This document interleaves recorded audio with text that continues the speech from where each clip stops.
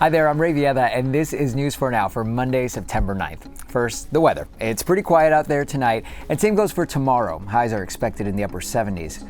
Now your news. There are new calls for a crackdown on those costume characters in Times Square. It comes after a man dressed as Elmo was accused of groping a girl on a school trip. Police say that on Saturday, the costume character grabbed the 14-year-old while taking a picture. Now, the 54-year-old is charged with child endangerment, harassment, and sex abuse. Some of the characters we talked to said most of them are respectful, but officials say that even when they don't do anything criminal, the superheroes and Sesame Street Muppets can still make tourists uncomfortable. This is Times Square. Quirky is fine, but creepy is not. And in Albany, Governor CUOMO is urging New Yorkers to stop vaping until health officials figure out why some people who use e-cigarettes are getting sick. If you don't know what you are smoking, don't smoke it. And right now, we don't know what you're smoking. The governor says he's asking the health department to launch an investigation into e-cigarette companies. Retailers who sell vapes will now have to post warnings. The CDC says that at least 450 people have gotten sick from vaping, including 41 here in New York.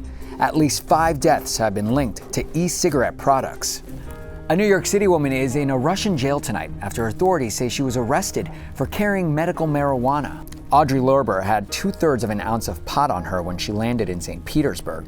Russian authorities found the drugs during a search and booked her because they don't recognize New York's medical marijuana program. Staten Island Congressman Max Rose says he's trying to help her get home and says no American should be jailed for a medical condition. Take a look at this. You're watching what looks like a driver and passenger sleeping away as their Tesla speeds down a highway on autopilot. It happened in Massachusetts last week. The man who took the video says he tried to wake them up by honking his horn, but it didn't work. Police haven't been able to ID the driver, and Tesla says its autopilot mode should only be used by fully alert drivers. Finally, wondering why subway service stinks? Messes on train cars might be to blame.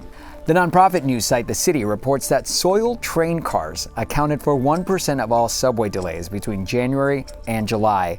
That's about 6 per day if you're counting, and they all have to be taken out of service. MTA employees had to clean up everything from bodily fluids to spilled coffee and beer.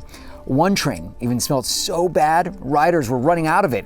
And that's all for tonight, but stick around. We've got a report on a killer weed that's popped up on a busy New York City street. I'm Ray Vieda. Thanks for checking in.